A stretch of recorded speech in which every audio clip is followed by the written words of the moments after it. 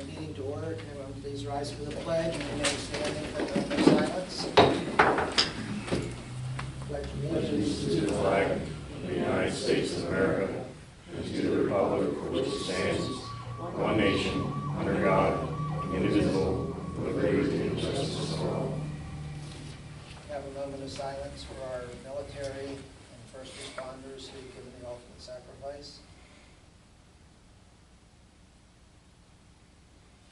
Thank you. I apologize, our executive session ran over. We started them earlier next time, I guess. And, we had an executive session on two property maintenance code issues, legal issues that are ongoing. So that was our executive session. We have public comment on agenda items. Anybody? Okay. We have Chris, the fire chief, ran out. He just got a fire call. He flipped this at me, and I'll read this. It has some updated numbers on it. Cam, I'll let you read it. But Yeah, I didn't know if you wanted to do it now or wait till I do the fire EMS report. Go ahead. Yeah, you might as, is it not working? Okay. Calls and stats for the month of July, total 53 calls. There were 38 fire responses, 9 EMS responses, 5 fire police responses, and 1 duty officer response. The average turnout time is 2 minutes and 27 seconds. First due on scene, 8 minutes. New Freedom Borough on scene time is 4 minutes and 30 seconds, so that's really good numbers. Call stats for the month of August, there were 56 total, fire response 36, EMS 16, fire police 4, there were no duty officer responses, and the turnout time is actually better. It was 1 minute and 47 seconds, first due on scene 8 minutes, and New Freedom Borough on scene 4 minutes and 40 seconds. So that's the report, and he apologized as he ran out to go on another fire call. Okay. Have approval of minutes for the regular meeting held August 11th, 2025. I'd entertain a motion. Motion to approve the minutes. Second. Okay, I have a motion and a second. Are there any corrections, comments?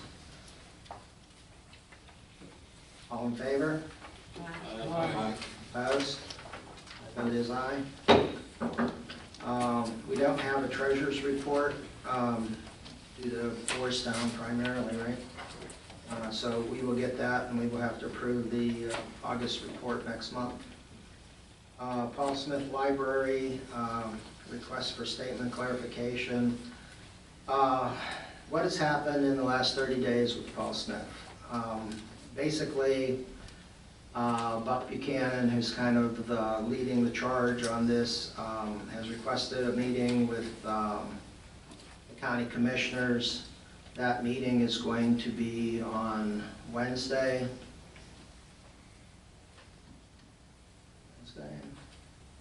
No, Thursday, I'm sorry. Will be on Thursday. But in the meantime, the boards of both Mason-Dixon and Paul Smith have approved to become a branch. And what that means is they've now entered negotiations with York County Library System to determine what that will mean for them for hours and whatnot. They've already been told their hours are going to decrease. They're going to try to minimize the impact. They're also going to bring up a couple of things that we as municipalities have requested them to bring up, namely that any money donated by a Southern York County municipality stays in either in Mason-Dixon or Paul Smith, depending on the municipality, and that funding will not be decreased from state or county funding based on our donations. So in other words, if Kim Butcher decides to donate $20,000 to Paul Smith Library, then York County Library System cannot decrease funding to Paul Smith in the amount of $20,000, basically negating his donation. So we want to make sure that there's a balance of funds there. During this transition, I think we should probably, I would entertain a motion to consider authorizing release of the September 25 allocation in the amount of $1,000 until we get through this negotiation with York County Library System. Make a motion for the approval of $1,000. Second. For the library, for Paul Smith Library. Second by Brunel. Are there any questions about what's going on? Comments? When is this supposed to be finalized? When did he say that they were It's going it was to a take it over? was a 45-day Notice? notice, which by law it had to be 45 days.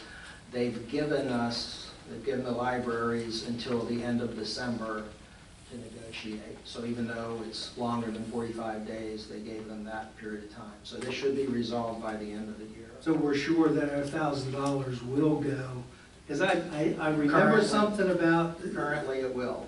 I remember something in a discussion that said that any donations could not be identified as going directly to the library. I thought I read that in one of the. I don't think so. Well, if so, I mean, that actually is part of what we're meeting with county commissioners about to talk about. Okay, We want to make, like I said, if you give money, we don't want your donation to offset York County Library System funding, so that 45 days really is gonna go until December December 31st. 31st. Anything else? I just have a quick question. Sure. Patty Wurzbacher, what if the Lions Club, because we always make a donation to the library, will that stay at the library? Well, I think you need to specify that. You need to make it a donation that is specifically to Right, Paul it always Smith is, Library, and I would use, and Walt maybe can correct me here, but I would use the words that the donation should not be offset by any York County Library funds, so that they can't just take money away because you gave money. And otherwise, it's a net zero Right. for the library. Is there don't they have an account, Friends of Yes, the Library? and they will continue to have Is that. that how we write the check out? Friends of, Of Paul Smith there Library. you go, Friends of Paul Smith You Library. can talk to Erin, she has some contact information if you need it. Okay, all right, thanks. Mhm. Yep. How In my much, ex- how In my much- experience, that's probably not gonna be a problem, because they have a separate budget line item. Right. So they're not gonna reduce that one budget line item once it's a fixed budget. Now, where it may impact though is future budgets, right? If they see that you're getting a certain level of support from the Friends of the Paul Smith Library, they'll say, well, it'll be hidden, they won't tell you that they're not giving as much, but they're not gonna give as much because they know there's an overall support. So that's gonna be a tricky balance you're gonna have to try to uncover. Yeah, that'll have to be something that we would have to watch, I think. Are there books open to the public? They are, right, well, Paul Smith's library. But the other, I don't know, once they become a branch, they could fall under the umbrella of York County Library Systems, and they Which might is be it? told not to rebuild their books. So those are all things that we have to find out. they're taxpayer funds, how can they hide that and not? Yeah, we dug deep into that one, and apparently, because they're funded by multiple sources and they're a 501c3, So it's not right to know? so you can't do a right to know or anything. We do have some people who are trying to smooth things out to the point where there would be representation from the branch libraries on the board. And that's actually, I think, what Buck is going to present on Thursday. He's going to request that there be more local representation, not just from our library, but from Glen Rock's library and all the other libraries that are in the York County Library System. Is that an open or a closed meeting with the commissioners? It's closed meeting.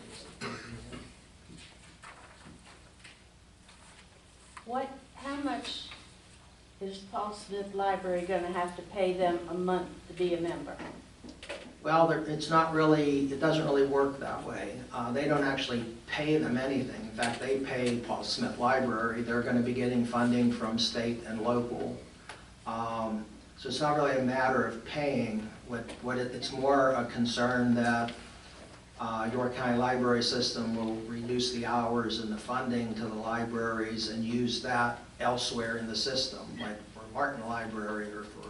Well, then why, when Glenrock was not able to operate because of the damage, they had to pay several thousand a month to them, even though they weren't operating?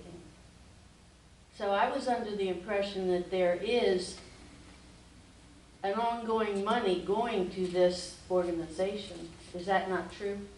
I don't believe so. I mean, I can certainly check on that. But no, there's not a fee for being a branch. There may have been a continuation of payroll. The people who work at the library may have been getting paid, so they may have been funding it that way. So I'm not sure what all the ins and outs were of Huffnagle. Well, I knew someone that was working in the Glenrock Library, or working part of it, whatever, but I was told that they had to pay, even though they couldn't be open and take in any funds or anything. They still had to pay so much every month. So it'd be interesting, I would be interested to know if there is any other fees involved. And Yeah, since this organization can't even handle their own funds, it's a shame that they're taking other people's funds, you know? When you're over $1 million in debt, they aren't very responsible. Yeah, I agree. Oh, one other thing on the, they were $1.3 million in debt. The York County Commissioners found, I guess, for lack of a better word, $1 million, and now they are only $300,000 in debt. So they were bailed out.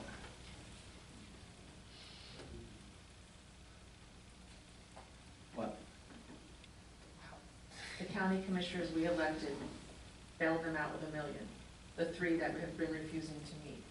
Yes. That's what I was told. What's that? How does With our that play tax into- money. How does that play into the request to reword the newsletter then? I guess from our standpoint, we have an agenda item for requests for statement clarification that the commissioners don't have a say in the library. But yet there's a meeting scheduled with the commissioners to talk about the library.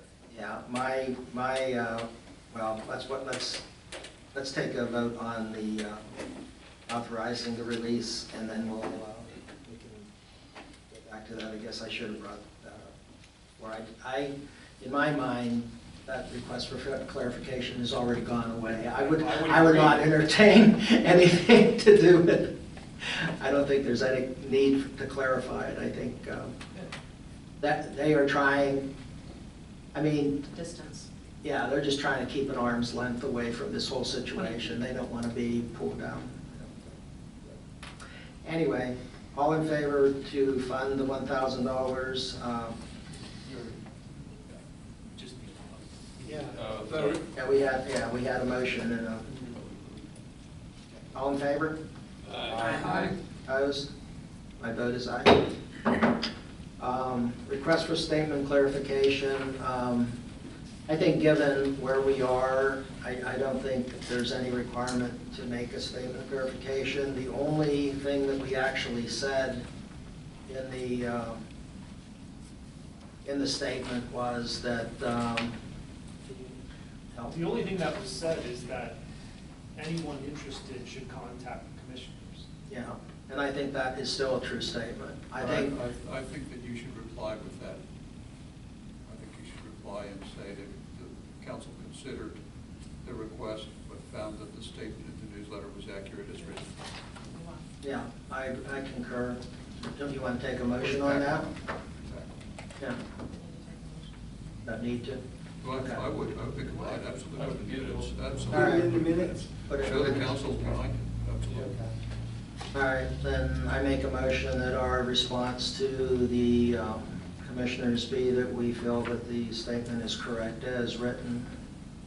Second. All in favor? Aye. Opposed? My vote is aye.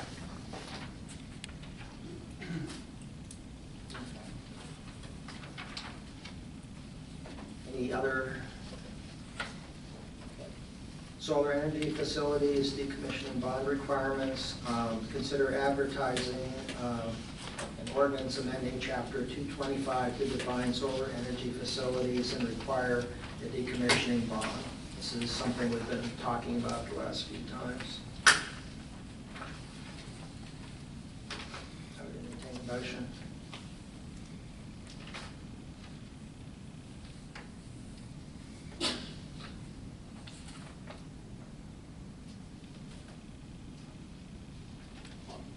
I'll make that motion. I was just, right, second. It's an ordinance of the Borough of New Freedom, amending articles of Chapter 225 of the Code of Ordinance of the Borough of New Freedom entitled Zoning to allow for solar energy facility decommissioning bond requirements. All in favor? Aye. We didn't have a discussion. Oh, okay. I just Sorry. have one question. There's been nothing done with the current solar farm, let's call it. Have they asked permission for extension? And how long of extension can they get without this taking place? So they've already had one building permit extension, and I believe that's very close to expiring. We did have a meeting with them on site regarding construction, and they believe that they'd like to get started moving dirt within the next 2 weeks. If they don't and ask for another extension, will that be granted under the auspices of this ordinance? If they get one more. Well, no, so their land development plan is good for 5 years. Okay. all So right. if it would go longer than 5 years, then there would be no construction. They would have to go back through that process and then. That answers, yeah, that answers my question. Thank you. I read this ordinance and I just wanted to look at paragraph G1B. That's the one that provides for the replacement bond. And it doesn't have timing, it says every 5 years.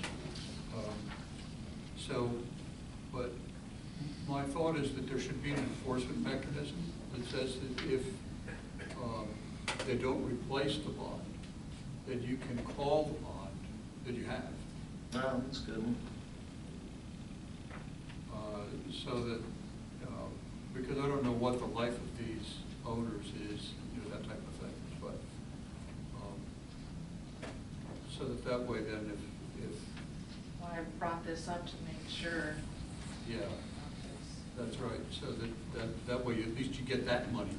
So they don't leave town. Right. So if we come up with a new amount and they refuse to, and the amount is higher than the existing bond, then they would have the right, then the borough would have the right to call the existing security. Is that another section or something that you add to? I think they've added as a sentence there.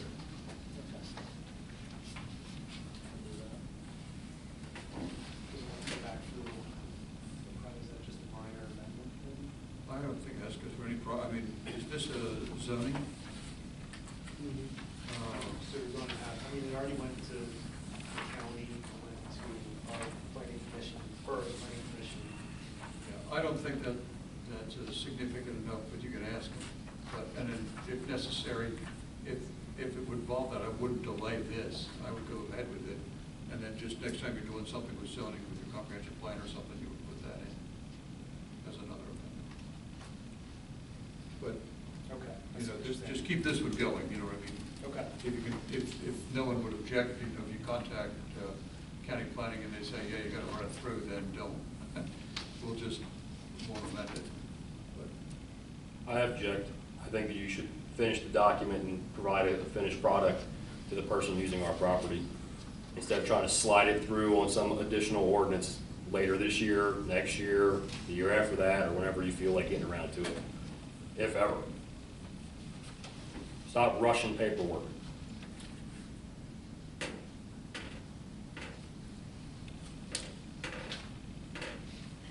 Ask them, Amend the motion.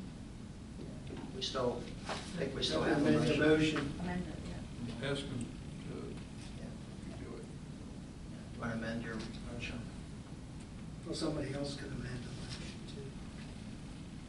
So what I would do would be to, if you're so inclined, is to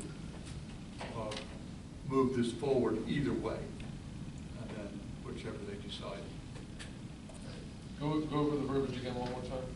So, in the end of that paragraph, if the developer,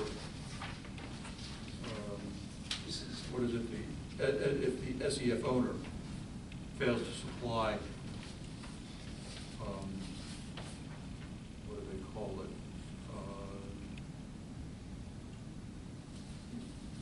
The adjusted financial security, Yeah, that'll work. then the borough has the right to call the then existing financial security. I'll amend the motion. Everybody seconded it? Second. Okay, so we vote on the amendment first, right? And then vote Yeah, let's vote on the amendment first. All in favor of the amendment? Aye. Opposed? My vote is aye. All in favor of the original to go ahead and advertise with the new word verbiage? Please indicate by saying aye. Aye. Aye. Opposed? My vote is aye. Thank you. Draft plastic bag regulation ordinance review.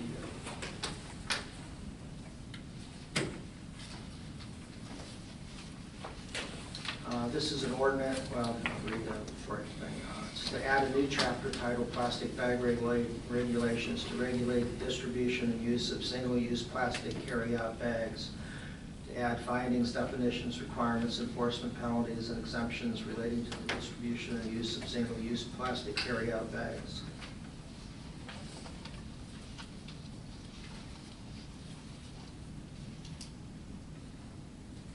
And this is only a discussion, correct?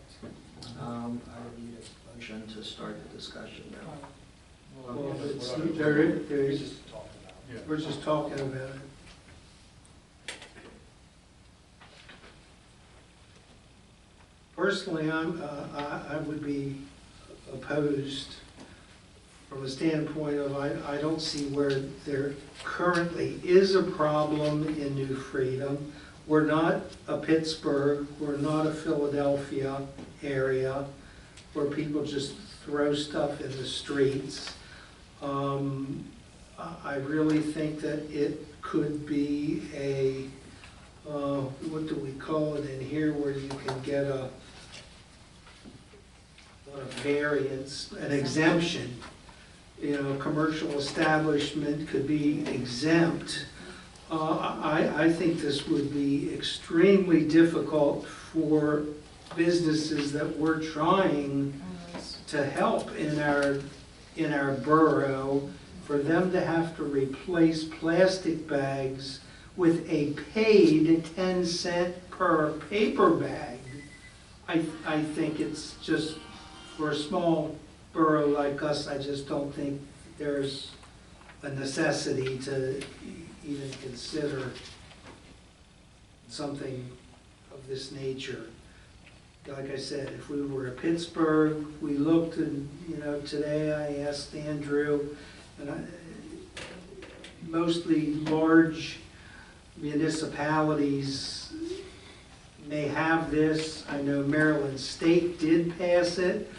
If it's not a real problem for the state that they've passed it, I don't see a reason that we should pass it and cause this problem to our constituents. And every time they want to get a bag, carry-out bag from Rudders, a carry-out bag from Seven, from Vortex, from all our other businesses. I just don't see where it's a major problem for us. That's just my opinion. Any discussion? Yeah, I did a little survey. I went around and asked some of the business owners. Most of them use more paper than they use plastic. The only one that was greatly impacted was Seven. And out of 4 or 5 businesses, they were the one that would be impacted the most.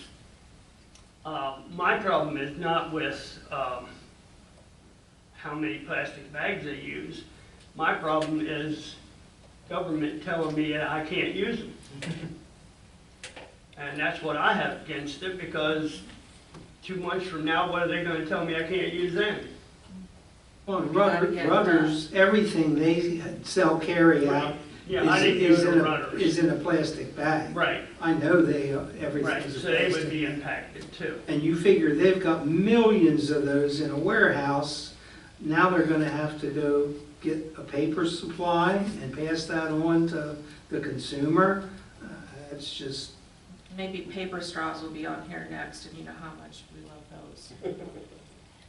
Yeah, we need to be worrying about our roads, water, trash, sewer, emergency services, the big 5 from a neighboring borough that champions Yeah, that, so. I feel like you guys do about, I think we don't need to do that, because I don't like somebody like that telling me about this, I can't do this and I can't do that, because after a while then I can't do anything. I'll put my research away. It sounds like we can move on. I believe so. Is there any do we have to table this? No. Okay, It was just a discussion. all right. Anyone else? New business, consider approval of application for payment number 5 in the amount of $416,385 to PSI Pumping Solutions Incorporated for the Phase 1 aeration upgrades. I would entertain a motion. I move that we pay to, I'll second that. okay, I was gonna say the word, but. Oh. Okay. Any discussion? All in favor? Aye. Aye. Opposed? My vote is aye. Okay, consider approval of application for payment number 2 from Borough Excavation in the amount of $64,293.75 for the Bailey Avenue Stormwater Project. Motion to approve. Second. Um, To approve. Okay.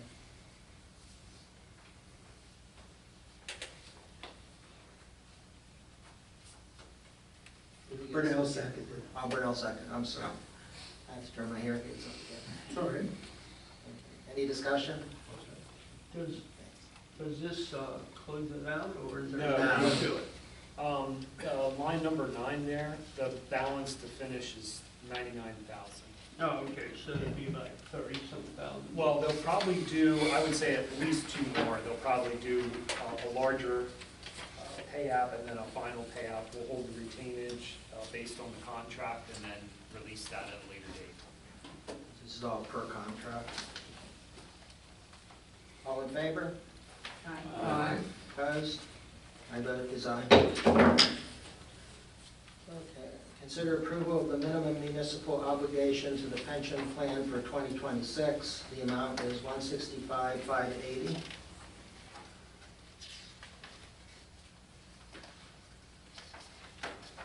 Would entertain a motion.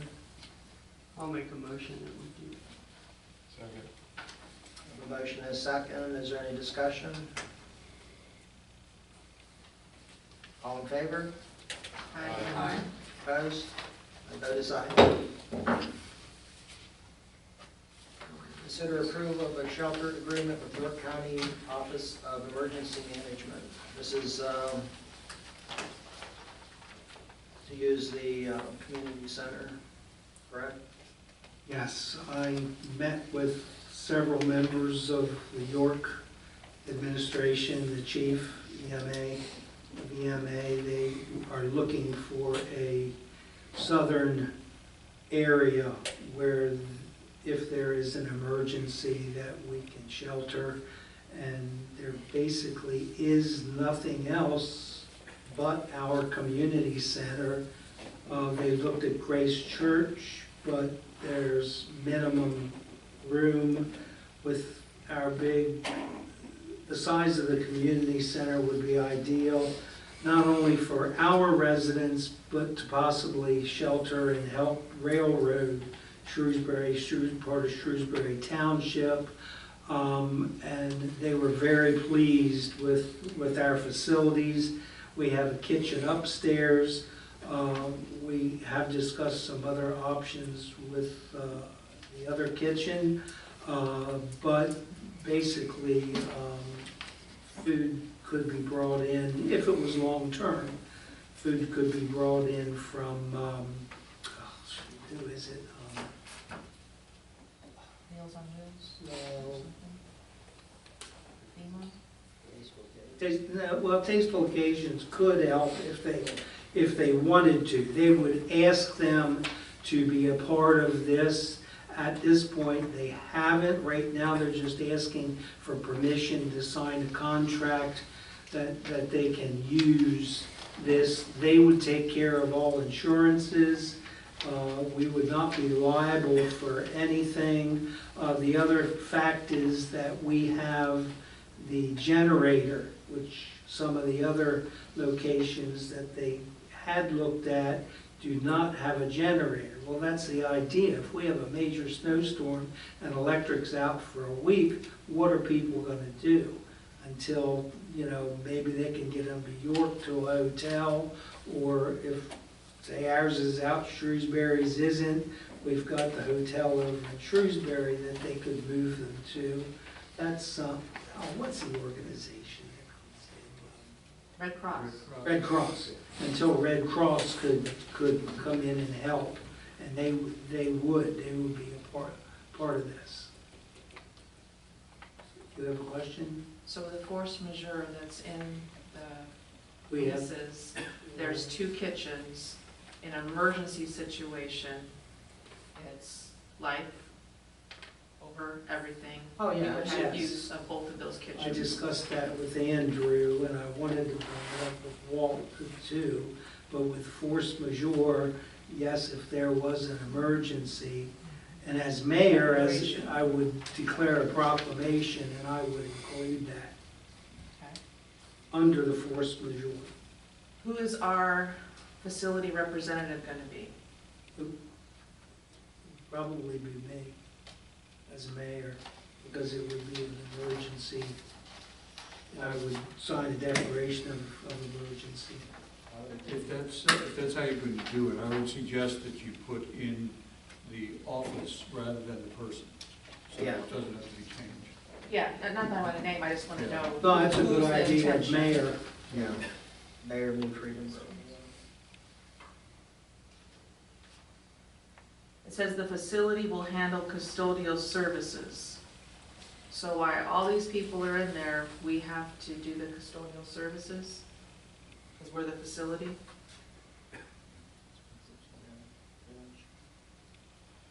So that would be part of your emergency plan then, right? You would have to have So some, you get reimbursed. you get reimbursed, but you'd have to have some plan for someone that actually could get there and do that, that would have the I imagine resources. at that point, it would be Public Works in an Public Works, emergency probably. situation. So the county may post signage identifying the facility as an emergency shelter in locations approved by the facility representative. We cannot, the county must. So does that, how far out are they going? Well, that's just like how you would have a civil defense or it's just a notification on the building, correct? No. Signage and publicity, the county may post signage identifying the facility as an emergency shelter in locations approved by the facility representative.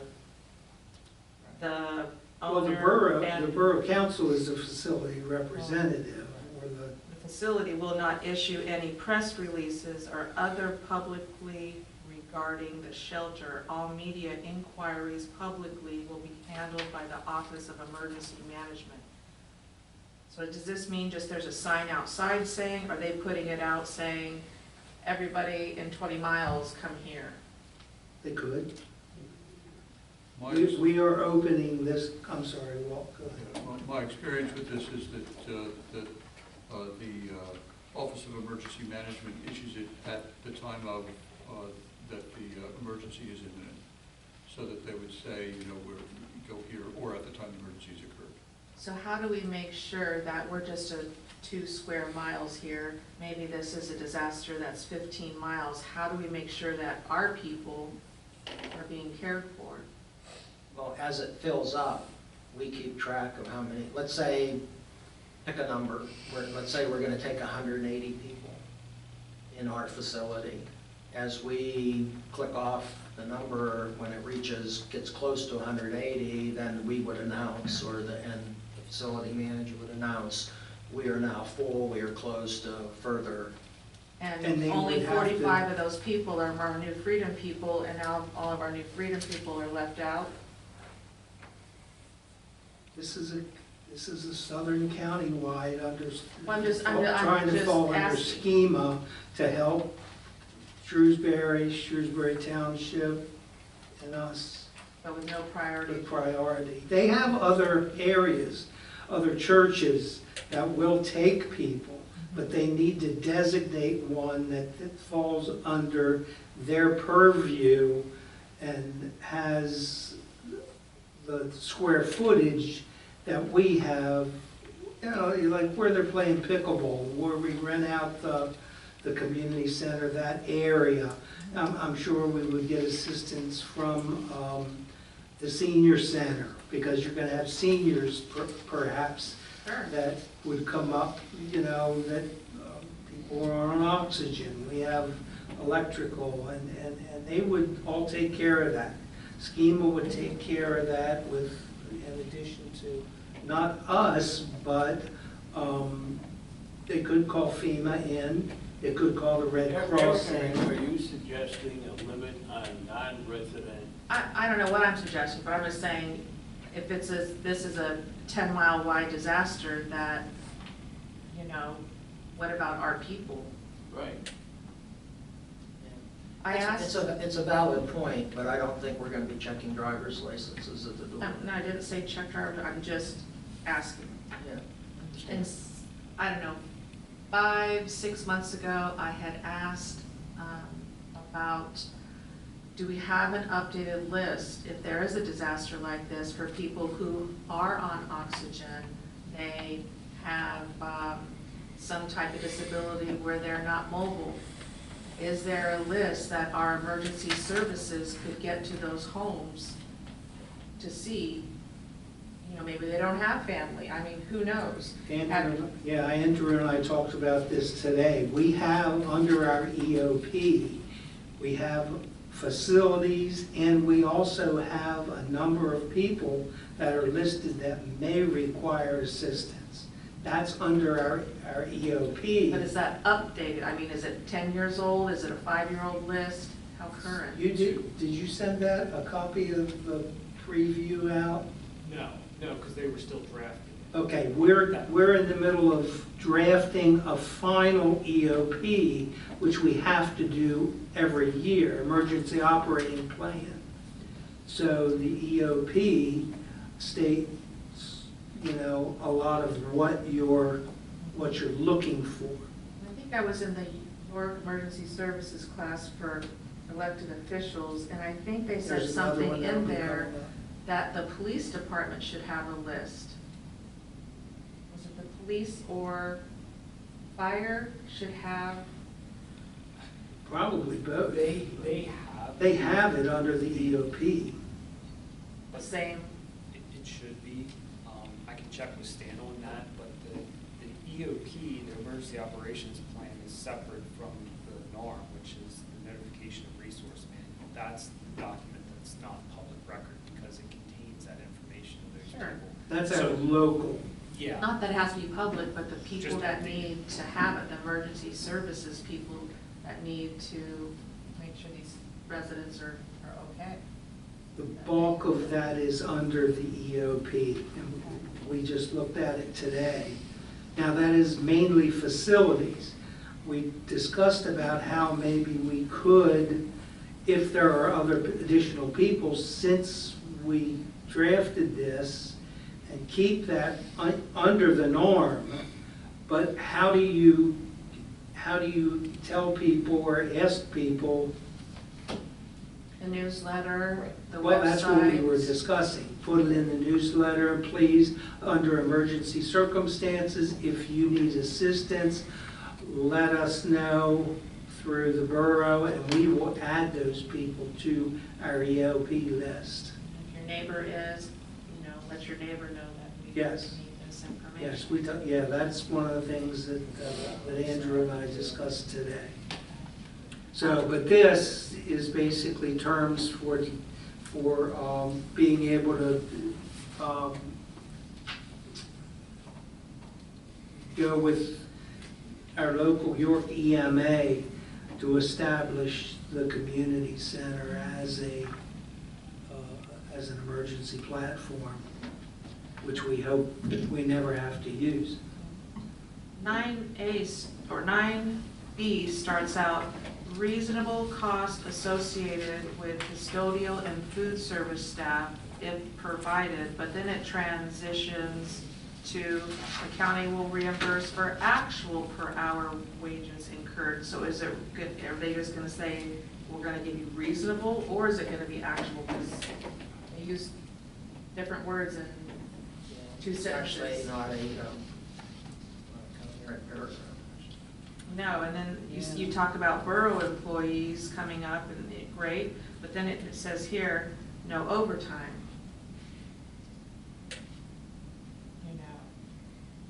Cost of salaried staff.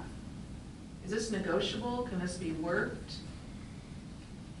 It's a standard that they use throughout the county. I'm sure there's been other changes. So this is not negotiating? I don't see why not.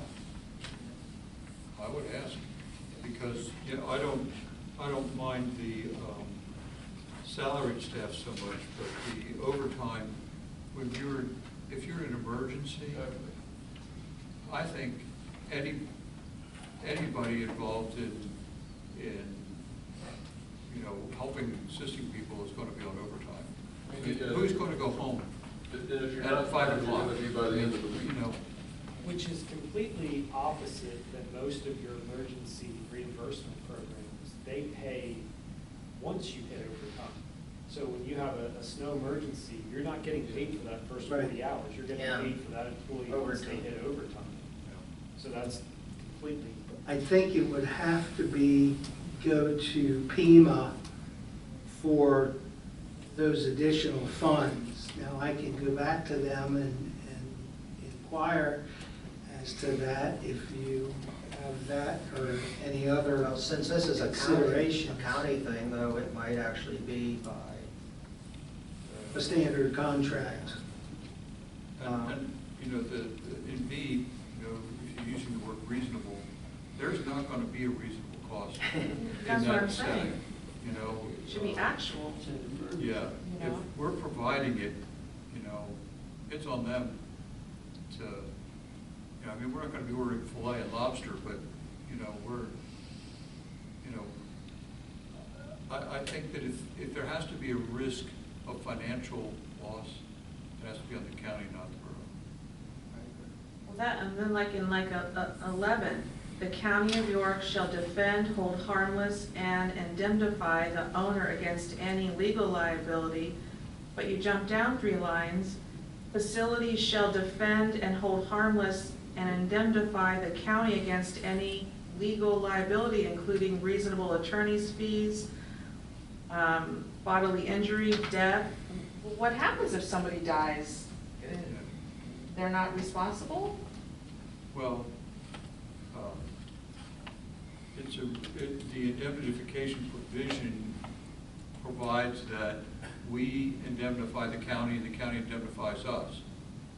We're not gonna, Where does that they're go? not gonna blame us. I mean, Well, I mean, it's one of these things. let's So say, you know it- what, yeah, I mean, they're gonna sue everybody, So, no well, matter what, if, you know, I don't, that's one that you should probably check with your insurance carrier too.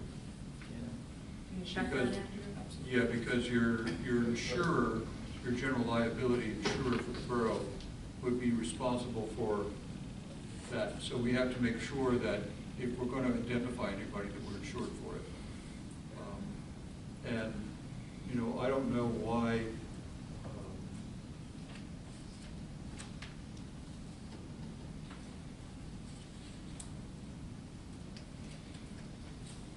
I just think we should, because you're indemnifying each other for exactly the same thing. So those are just some of my observations. I'm not the legal lead, you are, so if you see more in here that really hangs us out. The only costs that we might possibly have, though, would be public works. That's my problem, are we gonna be able to spare them? in the We're not gonna take care of food. Red Cross is gonna come in and do that. They're gonna come in and they're gonna deliver and set up the cots. Emergency management would be in here. Stan works at no charge. If you can't work 24/7. He would work 24/7 and has, believe me. And that's something else I'll bring up during the EMA, my other portion, unless you want me to bring it up now. No, let's wait, I'll bring that up under the agenda item, under committee. Who declares the emergency? Me. And Stan, if Stan recommends it, if we know, there's a hurricane, there's a wind shear, and it only hits New Freedom, okay? We're open to residents of New Freedom. We had that happen several years ago. You probably remember, Ryan, you guys got hit really bad up in, and you guys got hit really bad up in Kohler Point. It just came down over that hill and wiped out roofs. I lost half of my roof in that. So something like that was a wind shear, just affected us. Now, if we get a major snowstorm, 6 feet of snow, and electric is out and people need heat, it's a place, a shelter where they can be and have heat, and also have Red Cross deliver meals if it lasts that long. During the summer, air conditioning, 105 degrees, older people, they need to come up here. The electric sometimes goes out during a storm, and you've got a heat situation. We've got air conditioning because we've got the generator. So it's basically helping primarily our constituents, our residents, but we're also opening up for some other communities that aren't as fortunate as we are to have that type of building, like railroad. Where are they gonna go? They have nothing. Shrewsbury, they're gonna open the church up in Shrewsbury. That's, what is that? Assembly of God. Assembly of God, Grace has also volunteered their services. They have kitchen Yeah, facilities. but EMA really needed a designated place for the southern part of the county. They do have this elsewhere. This isn't gonna mean everybody in York County is gonna show up here. This is just based on southern York County. So do we want to, if you want these two questions that we have, do we want to get those answered before we? I think there's more than two, There but, was, and Okay, email me personally. You all have my email address. Email me your questions. I will go back to York and make an appointment and ask those questions. Okay. I'd be happy to do that. I think that's Yeah. something we We need have to to do. If you provide- have some doubts or questions, and I can go back with the answers. Is Or it- maybe have one of them come in and give you the answers to your questions on the spot. It says facility will make food service resources available to the shelter occupants, including food supplies, equipment, and food service workers. The facility representative, you, will designate a food service manager, so you've got to come up with a food service. Where are you? Number Where are 4, you? number 4, so you've got to come up with a food service manager to coordinate the meals, and they'll have a feeding schedule, inventory.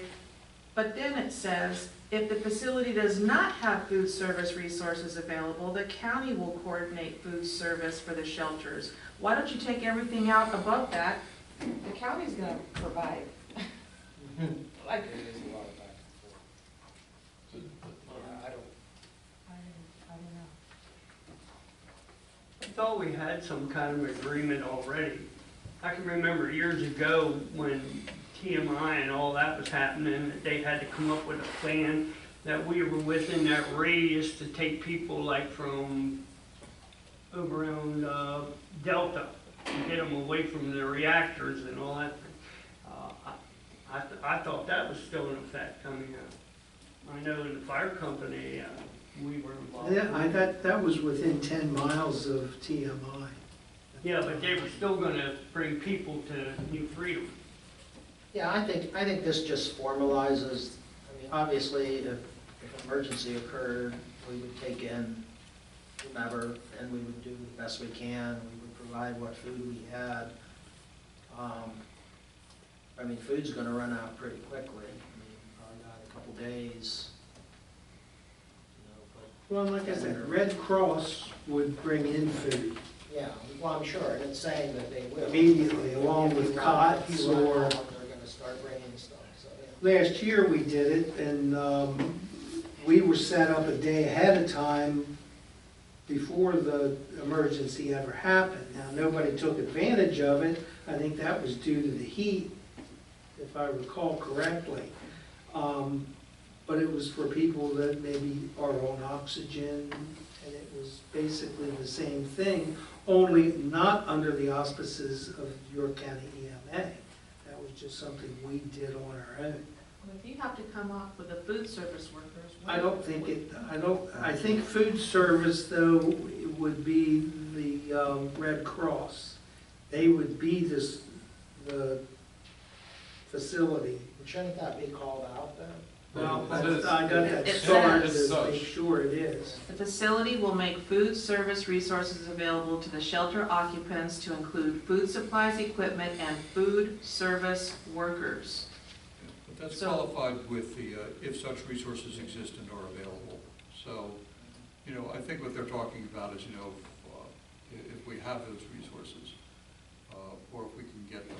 Because you may coordinate with the county, and they may say, well, you know, can we get 7 and, you know, other restaurants, whatever, downtown, to get some stuff over here, you know, that type of stuff. So that's, I think, what they're contemplating.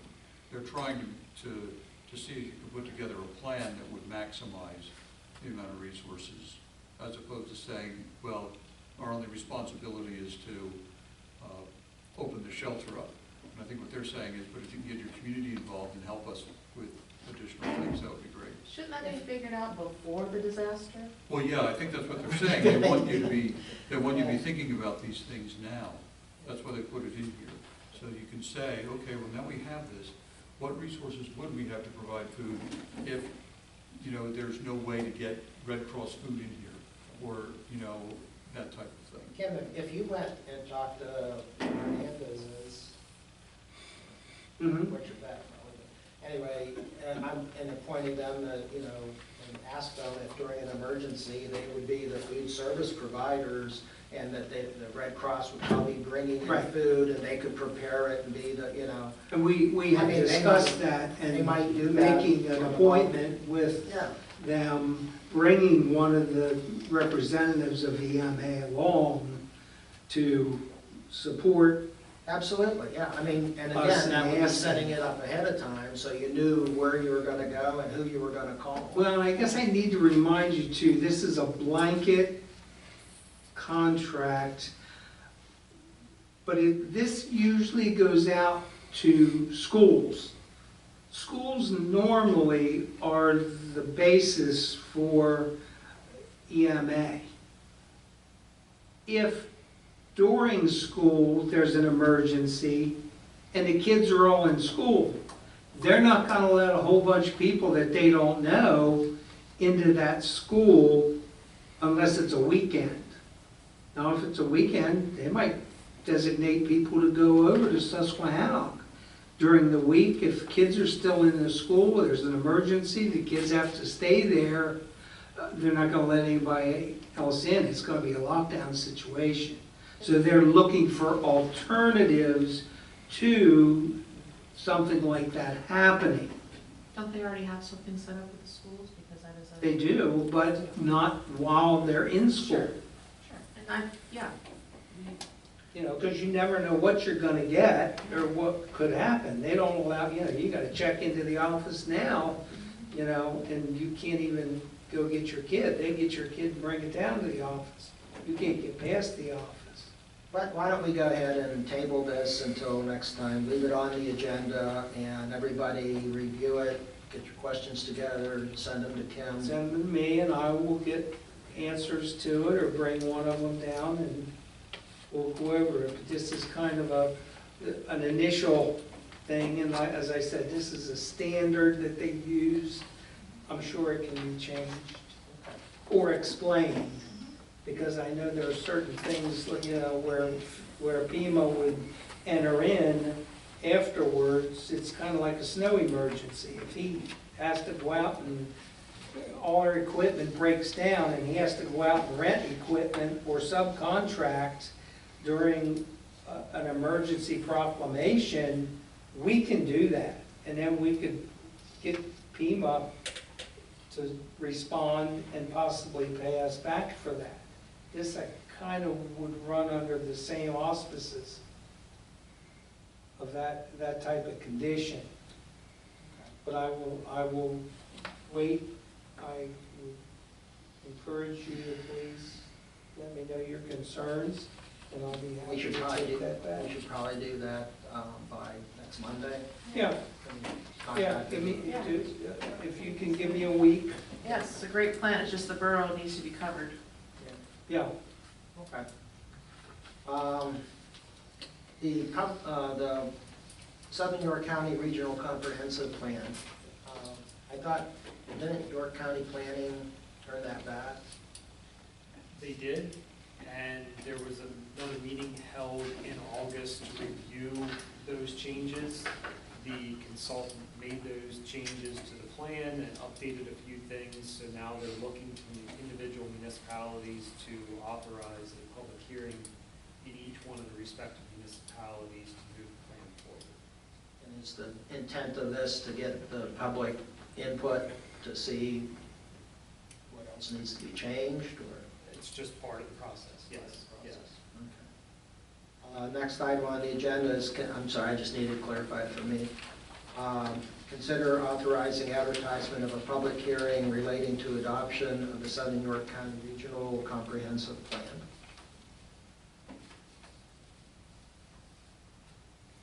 I move that we do that. Second that. A motion and a second. Again, this is just to advertise the public hearing, so What are the requirements for the advertisement, and what are, we put it in a newsletter, are we gonna, website? So this will get published, well, it has to be a legal notification, so it has to go to the newspaper. It'll go on Savvy Citizen, it'll go on our website as well. In addition to that, we'll make sure that once this is released and approved by council, that the entire plan goes on the borough's website as well. Thank you. There have already been the public hearings where right. Yeah. the public was invited to review the plan, but you still have to have a public hearing at a meeting to adopt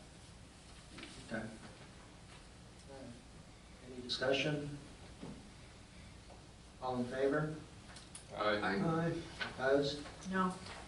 My vote is aye.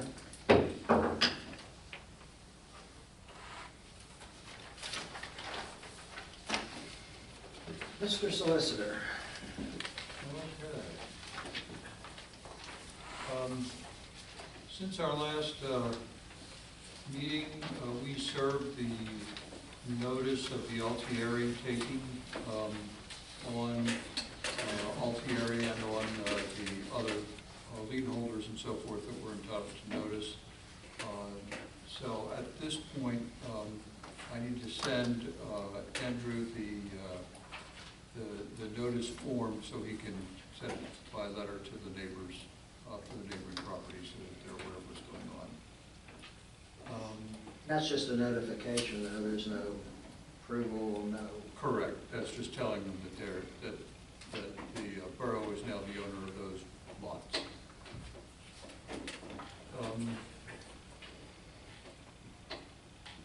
I guess it was two months ago, the council approved an option agreement with Mr. Riffin, and that was rejected. So we discussed that in our executive session, and we'll be moving ahead accordingly with that. At our last meeting, I reported that Mark Tomey Sr. Was found guilty of violations of the Property Maintenance Code and the Stormwater Ordinance, Stormwater Management Ordinance. Mr. Tomey has appealed that decision from Judge Sweeney. So the way that happens is that he files a notice of appeal, and after he gets that notice, we have 20 days to file a civil complaint. So we filed a civil complaint, and in that complaint it was signed and verified on behalf of the borough by Andrew Schaefer. So in that complaint we asked that the court affirm Judge Sweeney's penalty, monetary penalty, but also added a request that an injunction be granted ordering Mr. Tomey to remove the vehicles that are unregistered or inoperable, and ordering him to remove the vehicles that are leaking fluids, and order him to clean the street where the fluids have coagulated so that they don't continue to leach into our stormwater. So that was filed last week. He has 20 days to file an answer to that complaint. So we'll see what he comes up with there. I've been working with Manager Schaefer on the Wilderson property maintenance enforcement issues. We discussed that in our executive session as well, but I've been working with him on that. And at the last meeting, I reported to you that in the Devin Taylor lawsuit, there was a motion to dismiss that lawsuit that was filed. And then just before our meeting last month, a new judge was assigned to that case. So we looked on the docket today, and there's been no activity by the court since our last meeting. We are not, and none of the parties are really able to move forward with that litigation until we hear the decision of the judge in that matter before we can move forward. So we're just waiting for the judge to make a decision on the motion to dismiss the case. So those are the matters that I have to report on this evening. Thank you. You're welcome. Thank you. Any questions? I got a question. If we have attorneys to represent those of us who are charged, right? Attorneys to represent the people that are charged in that. We have.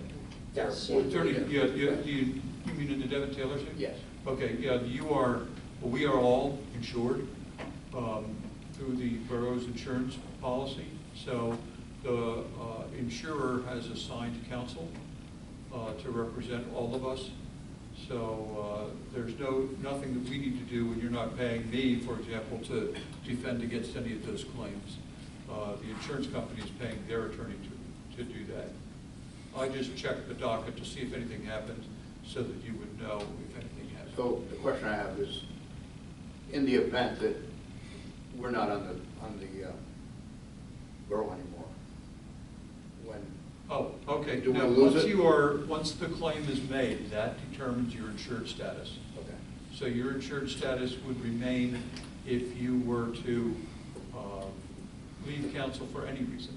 well, So- okay, we don't get reelected or something like that, so I was. Right, so if you're not reelected, if you choose not to run again for the office, or if something happens, a person gets ill and is unable to serve, or something like that, but anything like that, your status as an insured person remains, because what defined your insurability is your status at the time that the lawsuit was filed. Okay, you don't have to maintain that status in order to maintain insurance. Anything else? Managers report? All right, everybody has a copy of the the August 2025 Managers Report. Most of the items in there were discussion items or action items for tonight's meeting. Some other things will be discussed later on.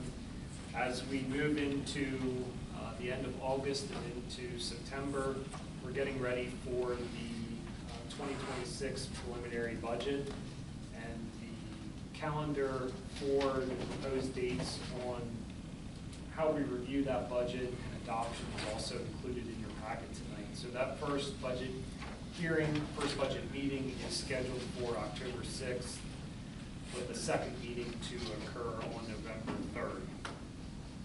And then you have the other dates there, but ultimately the hope is that we can come to a consensus on that budget and have it ready for adoption during the December 8th council meeting. So that's what we'll be working hard on the next couple of weeks to get that ready. Our hope is to have that out to you at least a week before that meeting in digital and paper format, hard format. One item I just wanted to point out, as everybody's aware, everything seems to be going up lately. Everything you buy, whether it's at the grocery store, or clothing, or supplies. As you're aware, we're part of the CoStar's road salt contract, so we're able to go in with municipalities in York County and purchase bulk road salt for the winter at a reduced rate. So that's an annual negotiated price that CoStar's handles on behalf of the municipalities. And believe it or not, the price decreased for the 25-26 season by $5.88 per ton.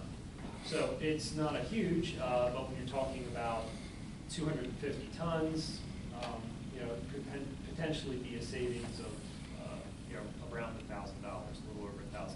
So that's assuming we only use 250 tons. Obviously, if we have a bad winter and we use more, it kind of negates that. But just noteworthy item. And like I said, what everybody's facing is rising costs. So Will we buy road salt futures? I don't know if that's a thing. What's the window for that negotiating period? Like how long is that price good for? So that is good from August 1st to July 31st. That's what they run the years. So it's kind of interesting. We're actively in the winter when you have to submit your tonnage for the upcoming year. So you kind of have to anticipate. You're guessing how much you're going to use for the rest of the year and how much you're going to use next year. So it's a little bit of a game, but it's worked out well. And I mean, even noting when the borough got into this, we're still down about $25 a ton compared to what we were paying. So. Okay, like I said, everybody has a copy of the report. Does anybody have any other questions?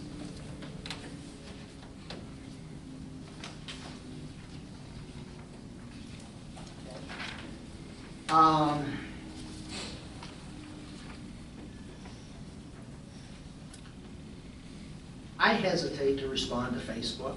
However, tonight on Facebook, there was a flurry of activity about New Freedom Borough's water.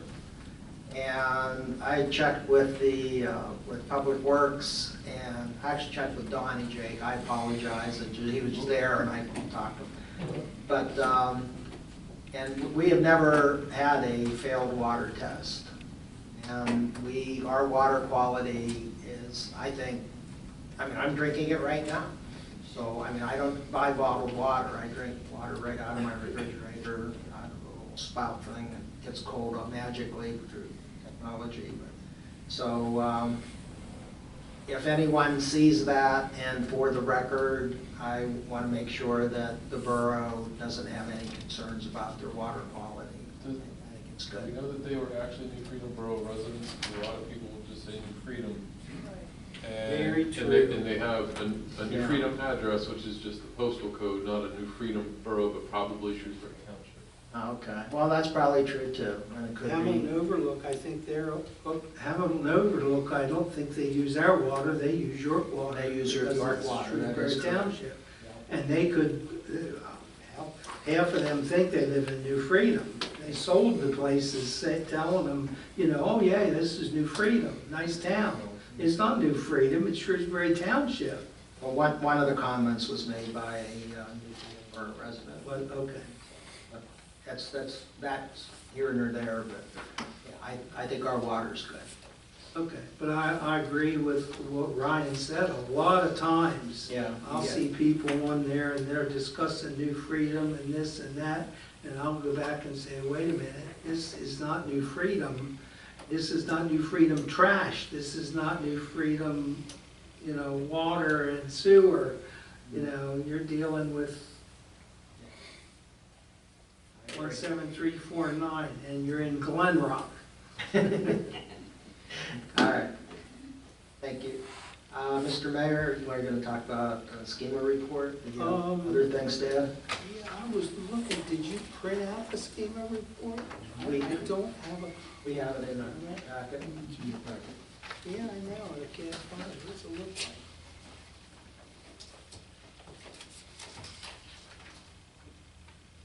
Okay, this is the current review of pretty much our last schema meeting. We do have a quarterly schema meeting, which I do attend. And there are several things that were brought up.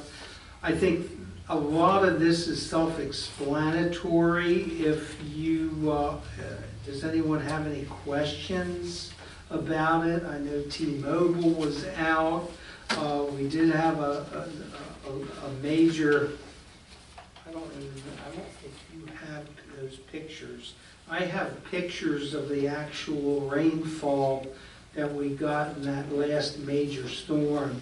That was a minor storm, and you ought to see what it did to Glen Rock and Railroad, and the parking lot over on Railroad was completely covered.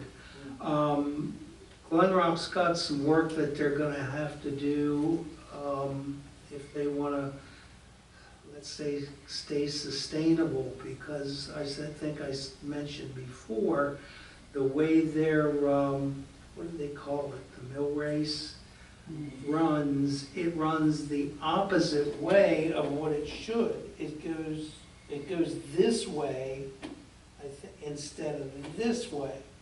So the water flows. It actually picks up speed. It picks up speed, and there's nothing, because it's usually full, there's water in there, and then they have growth on the bottom, which again pushes in against that other water, which raises it. And all that water that they get starts here. We are the very beginning of the Cadorus. And They've really had this problem for as long as I've been here. yeah, they have. I remember, I don't know if Yeah. anybody remember Agnes? Anybody old enough to remember Agnes? I remember Agnes. I remember walking down High Street. Front Street was completely underwater. I mean, every one of those houses it burst out the basement windows, filled the basement, burst out the next window, just kept going all the way down Front Street. And that creek wasn't a creek at that time, it was a river. So we talk about emergencies, and we were without power for a long time. But that was one of the situations, and one thing that Schema is here to help. I don't know why he sent me that.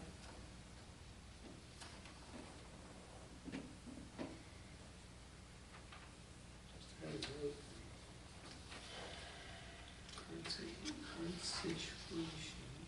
Yeah, this didn't, is this a different report? Did I send you this, or did you get it from Stan? Stan sent it is the all recent report, right? Yeah, but mine's different because it has pictures. The second page Pictures has on the pictures. back. Second page. No, these are actual pictures of the flood. You showed us that last. That was last month. Okay, well, that was a part of our last Schema meeting. But the T-Mobile, that was out. We, as it says, we visited the community center. I will get back with them. We are currently, I didn't want Andrew to print out our current EOP, which is in revision. Every 2 years, Schema has to come up with a new EOP. And we're looking at some changes in that. It's still under redress, and it's 109 pages. So I'm gonna wait and not waste paper until we have our next meeting and finalize the EOP. Along with that, New Freedom has what's called a norm, which designates basically under emergency conditions in New Freedom, who does what, who's in charge of what. And we're in the process of updating that norm because the last one that we could find was what, 2021. I don't know if council would give me approval to just go ahead as mayor to update that norm because we need to have, that has the old fire chief, it just needs to have the new titles put in, the new chief, and I Shouldn't would, it be by position, not well, it is by position, it's by fire chief, but we name who it is in our norm as we do with the EOP. The norm is not a public record because it involves phone numbers, addresses of the fire chief, of myself, of POI, of who's in charge of information dissemination to the public. So that's not a part of the EOP itself. Yes, that is a portion of that is public record. Also, a portion of that is not, because it does list all council members. It lists everyone in the fire department and their positions. So we are finalizing that because the major thing was so many positions have changed within fire departments and other organizations that we want to make sure that we get all of them in there. I know the Lions Club has been great to volunteer their assistance in an emergency situation with Schema. And we also have another gentleman that is volunteering, and we've accepted his not really an application, just we've accepted him to help Stan whenever there is some type of emergency that requires him to handle as the coordinator. for Southern York County. We are discussing, he never even asked for mileage. He puts a lot of miles on his car. Very well educated, goes to all the seminars, goes up to EMA all the time. We are definitely going to, consensus is to give him mileage, standards federal rate. There are several areas that they actually have a car. Well, we don't have the money to give Stan a car. He's willing, he's got a van that he can put all our equipment in that Schema has purchased. The only other thing is we will probably bring up at the next meeting, what do you want to call it? A pittance to give him for his efforts in the line of, right now, the information I've gotten back from the other members are 1,000 to 50. A stipend, yeah. This is a pittance, $1,000 to $1,500 a year just for all the things he does. I don't know if anybody has any input on that.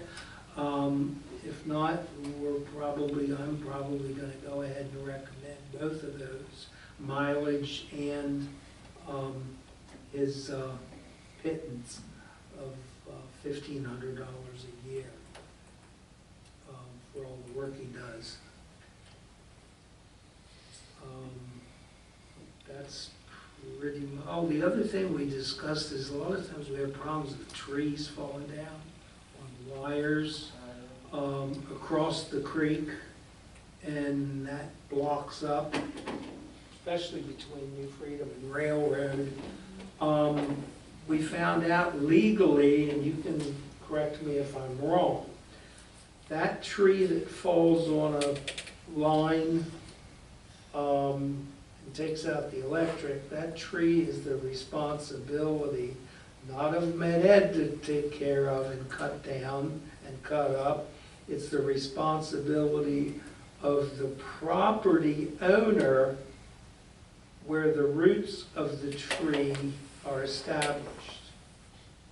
So they're going to start getting up and down, we're going up and down the creek from here through Glen Rock, and we're going to take a look at those trees that are down, and we're going to find out who the property owners are. Let that do the work and then build a property? No, they will not. It is up to the property owner. Property owner. Most of the time, Kind of like a out tree of wire. out of generosity, our fire department will go out. We had a situation where Med Ed couldn't move, they couldn't move the tree.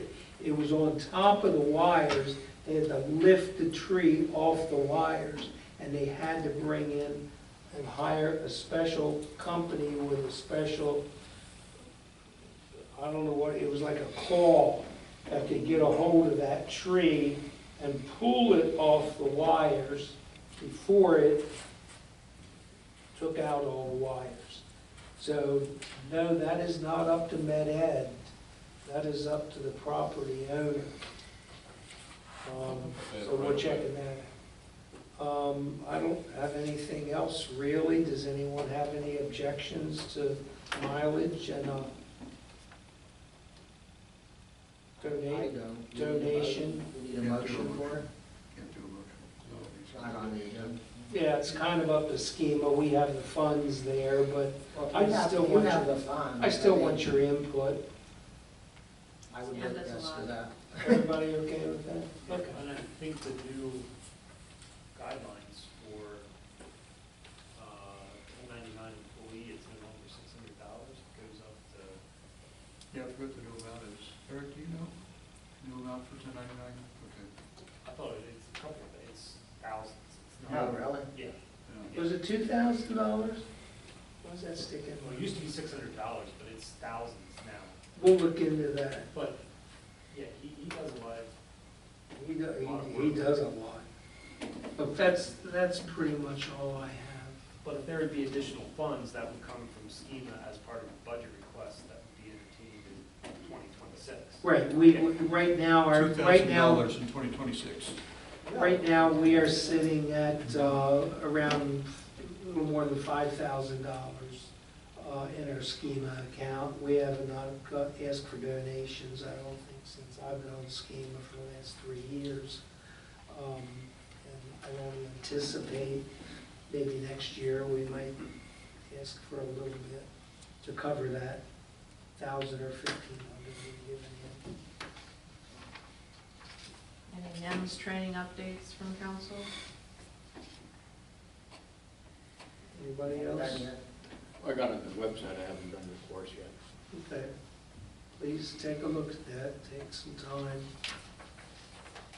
Southern Regional? Okay, at the last September 3rd meeting, it was Sharkey's last meeting. And we also Chief talked about the M&T Bank. A person from Baltimore came up, gave a note. We were able to finally solve that using, once again, the flock to get the tag. So that flock has been priceless.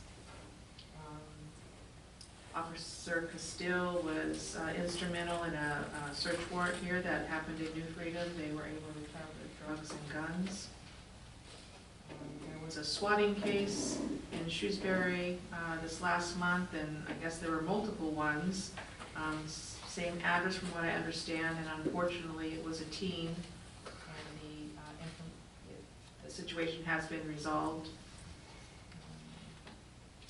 They were able to recover a stolen vehicle last month, again through the flock.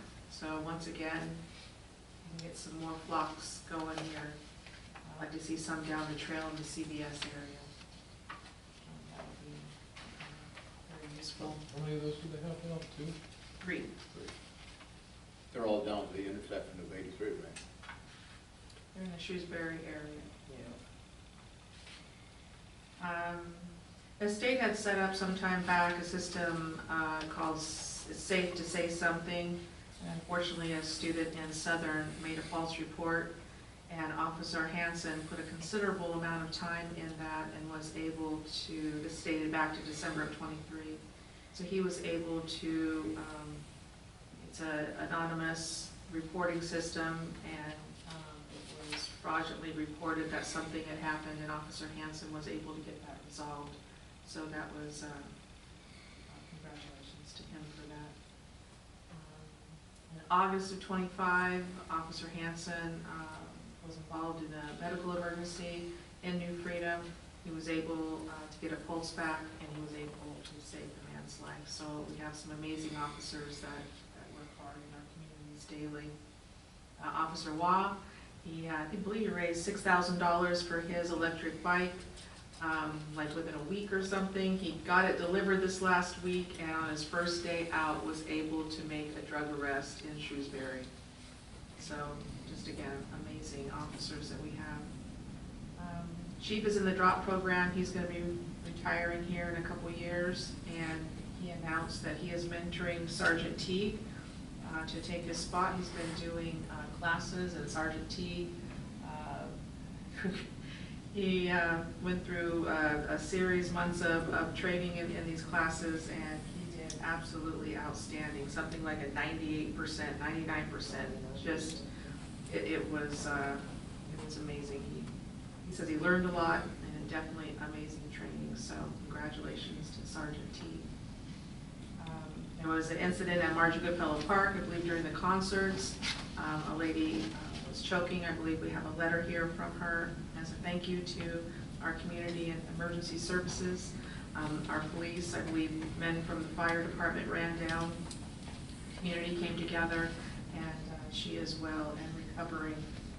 So Southern, because of the way that the budget falls for them and summer, they're getting a $7,900 credit for unused hours, and with the switch of the SROs from Hanson to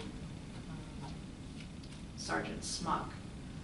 And 5 shields were authorized for a total of $30,128.92 for the officers. That includes bags, so our officers will be protected. They said they could have used them during that search this past week where they recovered the drugs and guns here in New Freedom. You know, they were using 20-plus-year-old shields. So hopefully they'll have those in the next 2 to 3 months. And I believe the 2 school districts are going to look at putting it in their budget to also, for the 2 schools to get shields to have for their SRO officers on site. And those are rifle rated. Civil service. Well, yeah, Sharkey was supposed to have reached out, so I contacted PSAB today to see if they have somebody that could assist us in this setting up of our civil service. Stewartstown has given me their information. I'm still waiting to get the information from Shrewsbury on who their civil service person is, and I'll be facilitating that. Who's taking Sharpie's spot? Her name is Jessica, and they have appointed her as the intern there as of tomorrow at midnight. What about the police commission? He was. That will be voted on at the next meeting. Right now, Brittany's the vice chair, so she's filling it.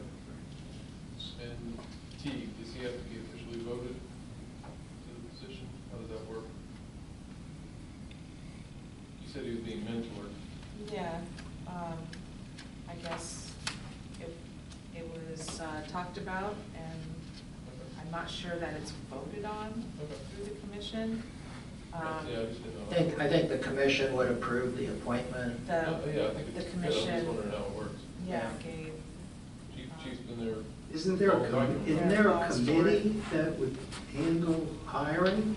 There's a personnel committee. It was discussed that a lot of police departments go outside to find a chief. Right. But that our police department, seriously, I mean, we don't have bad apples in our police department. Our police department is outstanding, and I mean, even when they asked for these shields, they said they didn't want to be greedy and ask for too many, and it's like, well, you know, if it saves one life, I mean, just, so, yeah, they're a great bunch of guys, and Chief is pretty much hand-selected Dan, and I don't think there is anyone on the commission who would vote against that, but I'm sure there will be some appointment, and there is a personnel committee, so the personnel committee will probably recommend and the commission will vote. If you're curious about the process, it's probably how it would. Yeah, this chief has been there for as long as I can remember. I know. And it's a good thing, and I like the direction that you guys are talking. Yeah, the process for the chief hasn't been discussed, but for the replacing Sergeant Teague, it's the civil service that will do that, so that's why we're trying to get that together. But there's no updates on how the chief appointment will go. Chief's my age, he's just in much better condition. He's bionic now, he should stay on. I have a question. Glen Rock. Has it been discussed what will happen when they utilize all of their PPUs? Because it looks like from what I'm seeing now, year to date, they're not gonna make. The commission and the department's aware of it. They had some incidences that have happened in their municipality. Last year, there was an overage. They paid the overage in full. They did? And, yep, and so hopefully, now that things are settling down, summer's gonna be over, that should be coming back in line. But if it, at the end of the year again, it's over, it's per the contract, they'll pay any overage. They would, okay, because I didn't know whether they had considered just taking a month and going with state police, or, do you recall, what was the overage last year, do you recall? Roughly? 8K or something. Oh, 8,000, okay. Yeah, that's, 7,900. that's, It was, yeah, and that's because they had a couple incidences late in December that caused that overage. I just want to make sure that that's the way, it's still the way it was. And they pay a gonna be. surplus, yes, Yeah. for their hours. Just like the school. Questions? Thank you. Warehouse engineering report. Anyone have any questions?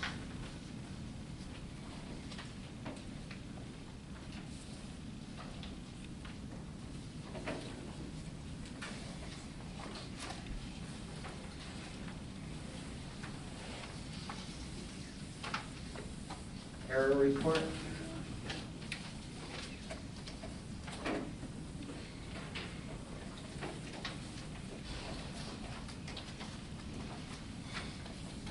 Water system.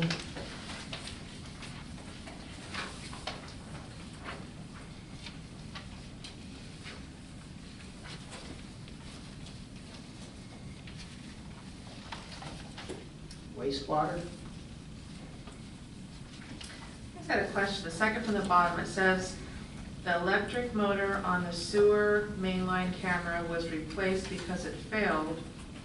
With the help of the regional dealer to assist in the diagnosis of the problem over the phone, it was back up and running within a few days. So the old one is working, but we have a new one? Or did we get the new one, but we're using the old one? I believe it means that they got the new one, they put it in, they reattached the new camera, and then probably some, I think it was some software issues, and they updated everything, and everything's back up and running. It says it was replaced, so is it a new one or is using? It's a new one. A new one.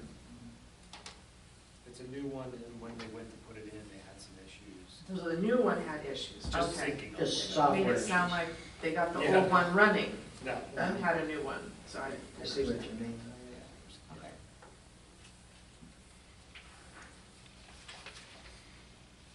Zoning and code enforcement.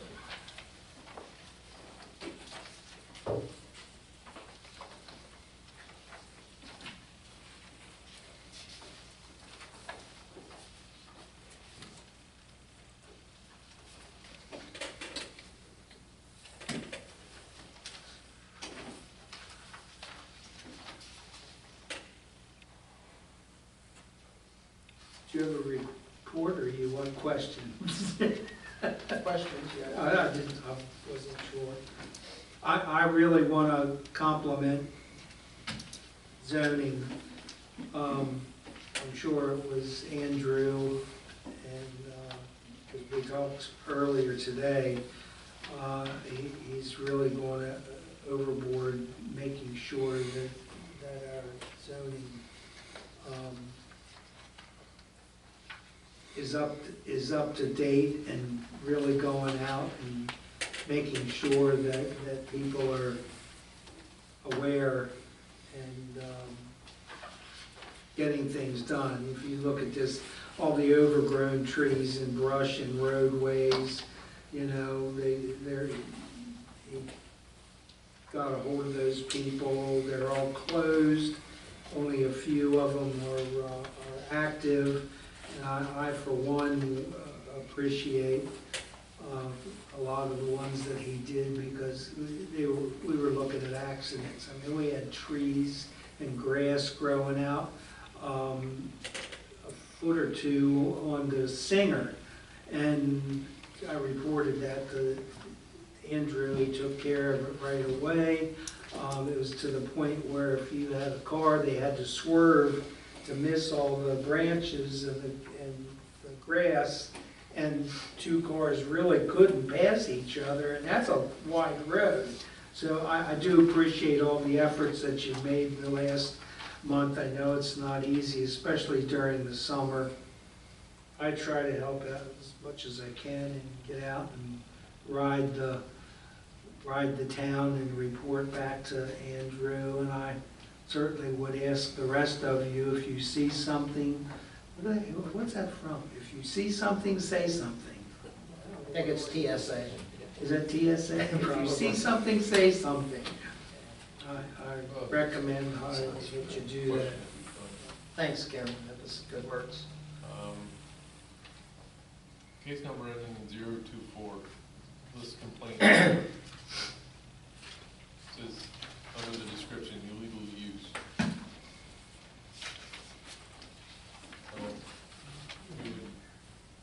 That's the apartments, townhouses out. Yeah. I didn't hear about that. It meets, by zoning, it meets the definition of a hotel. How did we find out that they were using it as an Airbnb? Somebody, never mind, I'm kidding. Anonymous. The HOA in that community sent the property owner a letter. The property owner came back with a letter, so the HOA contacted us as another avenue. And we researched it, found that by definition, it meets, in zoning, it meets the definition of a hotel. Hotel is not a permitted use in that district, therefore the violation letter went out. I'm sure that took a lot of investigating again. Thanks.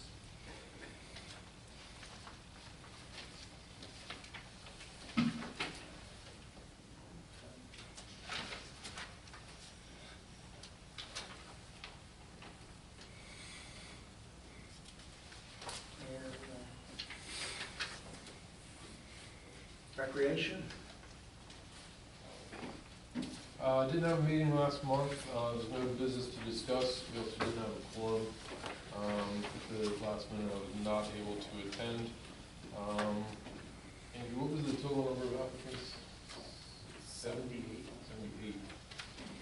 78 applicants total. We did meet the other day to start whittling that down. And interviews will be next Wednesday. I think all but 2 that we had selected in the initial round were still available. So that still leaves us with some really good quality candidates. So hopefully have something more to report on that at next month's meeting. We do have our next rec meeting here tomorrow, or no, I'm sorry, next Tuesday here. Was it 16th? It sounds like, yes. Could I ask a favor, and I think it's in your bylaws, if you have to cancel a meeting, can you reschedule another meeting during the month? Honestly, like I said, there was no business to attend to, with not having a director, not having any pressing engagements or events. Well, this has happened, I think, 3 times this year. What are you gonna reschedule a meeting for that you don't have? Well, your board, it says, has to meet every month, just like we do. I would think that, you would want to reschedule that based on, like I said, based on your I mean, if we had bylaws. things to discuss, yes, I absolutely agree with that, but if you But- don't have pressing issues, what are you really gonna meet and talk Maybe the about? public has things to discuss with the board. They can reach out, or we'll look at rescheduling. I think that the rec should look at making the 3rd, maybe week of the month or something, picking a day, and if they don't meet, because that was 2 months in a row. August, no meeting held, July, no meeting held. And I don't know about the prior month, but Yeah, there was should another be, one. just like councils have meetings, the commission has a date, for a continuation or something. I should have worded that differently on the agenda. There was a meeting in July, but the July financial was not reviewed and approved by the commission because there was no meeting in August. That's what I meant by that, but yeah. But there was no meeting in August, yeah. I skipped by the planning commission minutes. Does anyone have any questions on that?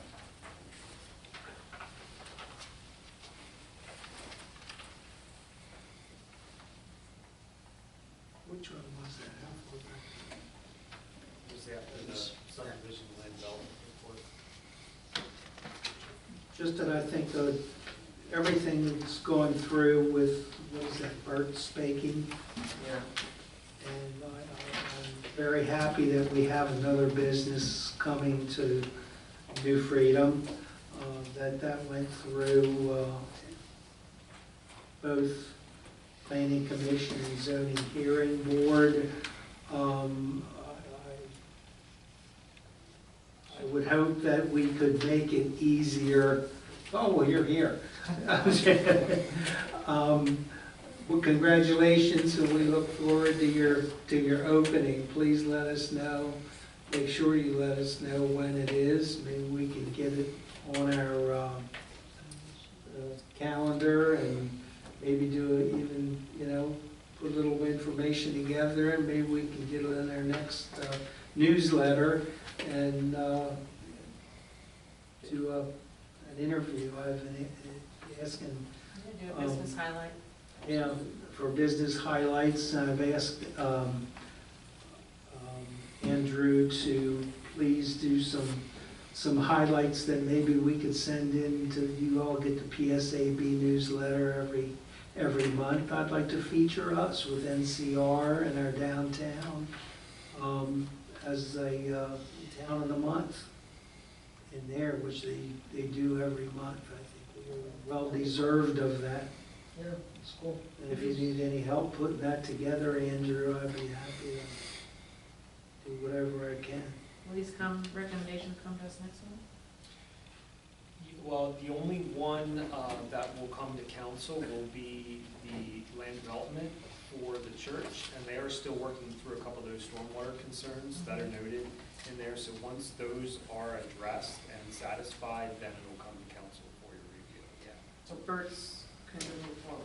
Yeah, Birds, that was just planning commission, and then zoning hearing board, so that's basically a separate body, so that's no approval is needed from council on that action, but it is on the land development.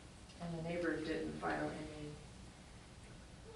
At objection? this time, no, but I believe that's either 30 or 45 days from the date of decision. So as of now, no, but there would still be a little bit of time left for them to do so. Can they do that?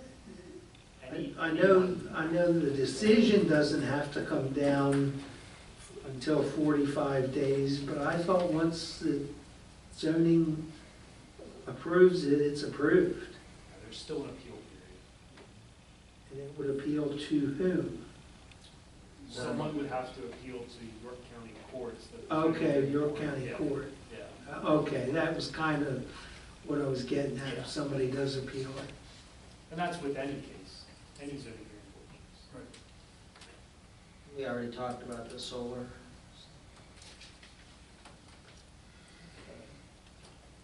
Were you gonna read this?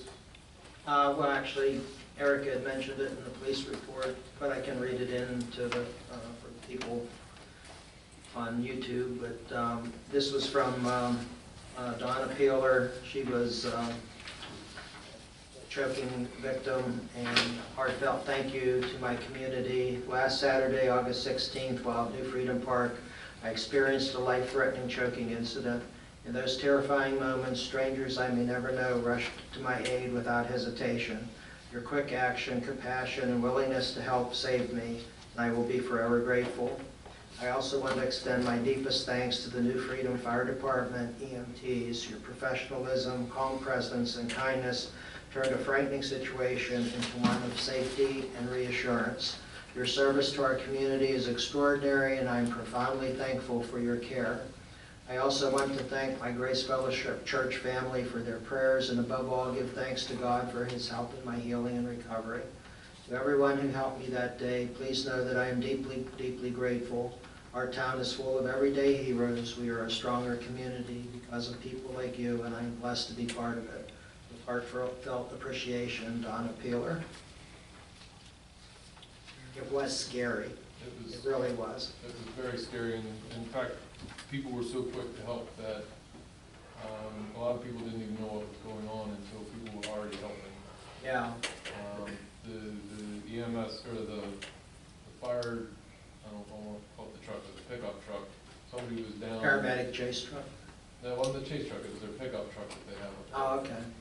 Was down, I bet you within 30 seconds of that call from 911. Officer Schwartz was one of the first on the scene. Yeah, he was up there on the alley. Did somebody give the Heimlich? Yes. They tried repeatedly, they actually broke ribs and punctured a lung, and, yeah, and they could not clear until the paramedics got there, but fortunately, they got there in such a quick amount of time that, and one of our paramedics, Alex, followed up the next day. He actually did a visit at the hospital to make sure she was okay, and I thought that was very, very professional to do, and he kept me updated. Alex is a great guy. He's a great guy, yeah. Great guy. Easily one of the scary situations that I've personally seen Yeah. in many years. While you're discussing that, I think it would be a good time to mention EMS and our fire department offer CPR and AED and life-saving classes. I would encourage, and they're almost every time they have it, it's full, but I would encourage everybody out there to take advantage of that. Just like this situation, you never know when it's going to happen. You always think it's not going to happen to me or someone in my family, in my house, but it's kind of like the old saying, you know, it's better to have it and not need it than... My favorite saying. Yeah, but we use it for something else. We did. Have it and not need it, then need it and not have it. And that's one of the reasons too, that we made sure that I requested AEDs be placed at the, in here, up at the community center. We've got one, the senior center has one, and one's down at the wastewater treatment plant, because you just never know. All of our staff here has been trained. We had, I think, was Taylor, what's his first name? Alex. Alex usually runs the classes. And was he the one that did your class? No. Well, he did my class, and I just recommend, I think there's one coming up. So take a look on Facebook under Rose, and it's a couple of hours, and it can mean the difference between life and death. Just like happened at the concert. I know, I've had to use it unfortunately 3 times, and all 3 times I was fortunate because I knew what I was doing. You have anything on EMS and fire? EMS, I just got this tonight. She gets this from 911, county control, and that was one of the things. 911 was out for a good while. We are updating all of the radios. I should have said this during our schema. We're going to each individual fire company and municipality, and we're updating and upgrading all of the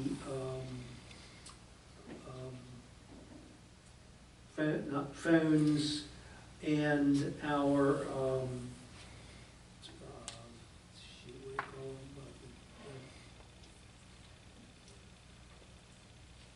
walkie-talkies.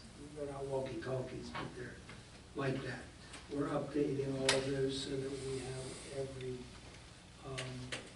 EMA station pre-programmed and we only have one, and I do have that. We did have 4 calls in Cadorus, we had 12 calls in Glen Rock, we had Hopewell, had 14, Jacobus didn't have any, Loganville didn't, Maryland again, we had 19, New Freedom 35, which is a high number for us. This is on 2 different pages. Railroad didn't have any calls. Stewartstown, we had 9 calls. Shrewsbury Borough, 22. And Shrewsbury Township is always their highest at 66. Other, I'm not sure what that means. I'm gonna get a hold of Abby and see what other is. I know there were some major accidents out on 83 last month, and they were, some of those were critical. Missed calls, we missed 3 calls in Shrewsbury Borough. Shrewsbury Township, we missed 12 because we were out on other calls. New Freedom, we only missed 4 calls for the whole month. And I think a lot of this, we would have more if it weren't for the chase truck. We had some serious incidents last month all over southern York County. A lot of falls. That's about all I have. We did the fire report. Did we reschedule the Public Works infrastructure meeting? We'll get dates out to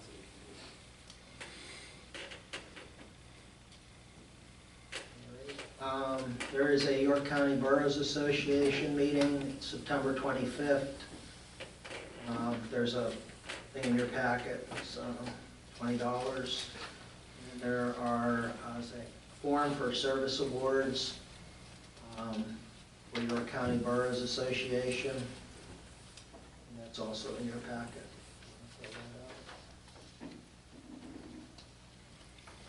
You have mine. Yeah, Michael did a presentation for the York County Municipal Administrators regarding municipalities and fire, police working together. The presentation is very good. He has a lot of information, a lot of real-world experience, so it's definitely beneficial to listen to him speak. That's good because we need more fire police in this area. I think we were down to 2.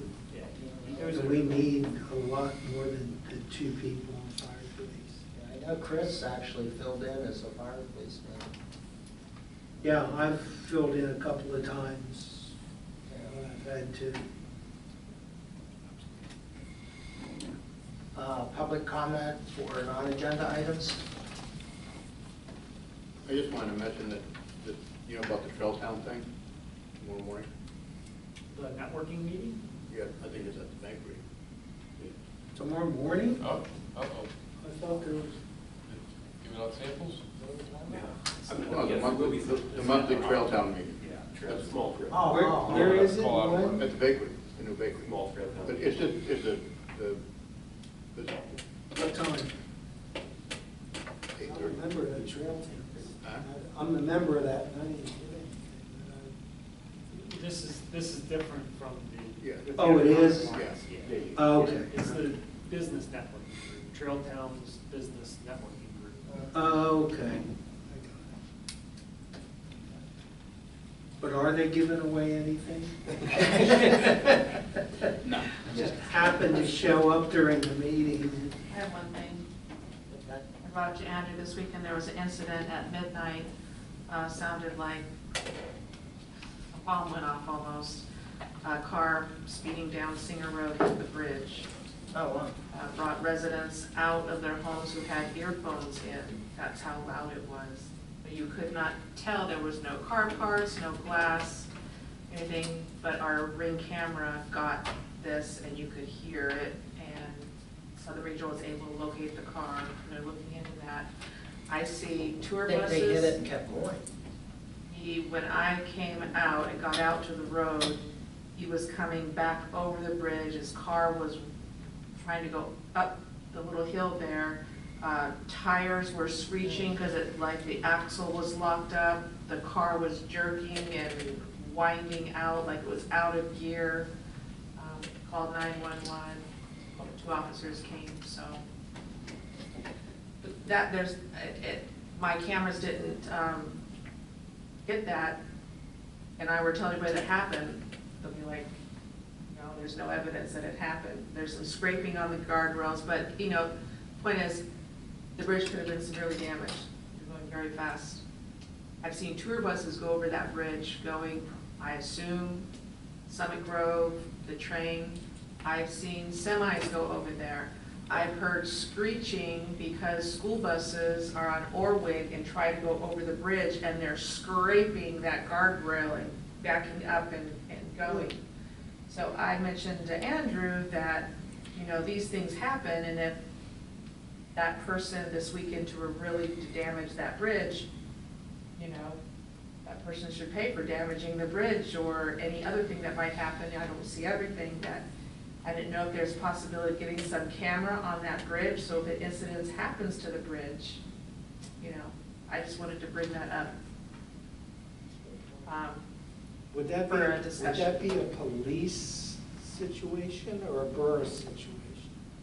The bridge is To actually put a York camera County. on? The bridge is York County. Sure That is is. true, yeah, Cost the us bridge a is buck. okay, but it would still, Lot we of time. could still put a camera on. Yeah, I'm not saying we can, I'm just saying that York County has ownership, they're the ones who restored that bridge. Yeah. Or some, just something, because people with vehicles over the weight go over that bridge. And That's a DOT. Would that have to be state? Is there a- Because of commercial vehicles? I mean, you, with that, correct me if I'm wrong, but there's only certain areas in Pennsylvania where you can take a picture of a vehicle violating, vehicle code and issue a fine. I think it could be something where you could, if it's a trucking company, you could be like, call them, hey, don't do that again.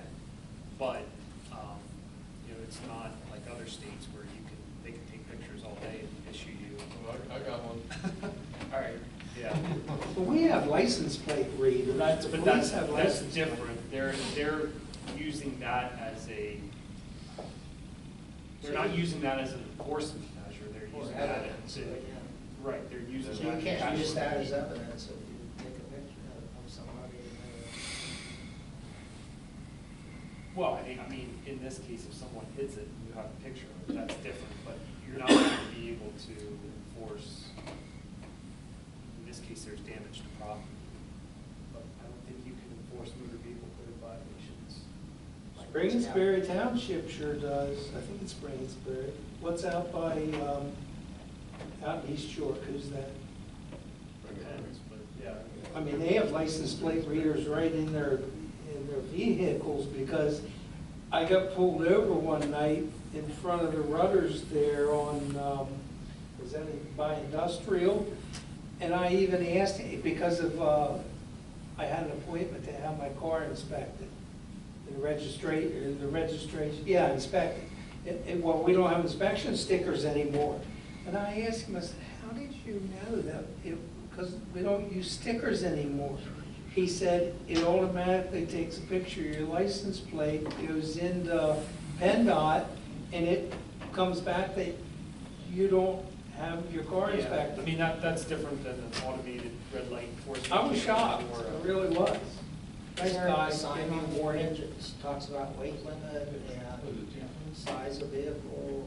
I can't imagine that the bus company would send a bus that route if they can't make the turn. Oh, I've seen them do it. We the had, guardrail is yellow, You know, from the buses. that's a school bus. the first But week the- they redid the bridge, a bus did it. Yes, the tour buses go straight, I assume, again, Summit Grove train. But to turn off of Orwig onto the bridge, turning right. They were coming down Warwick to turn, to go over the bridge.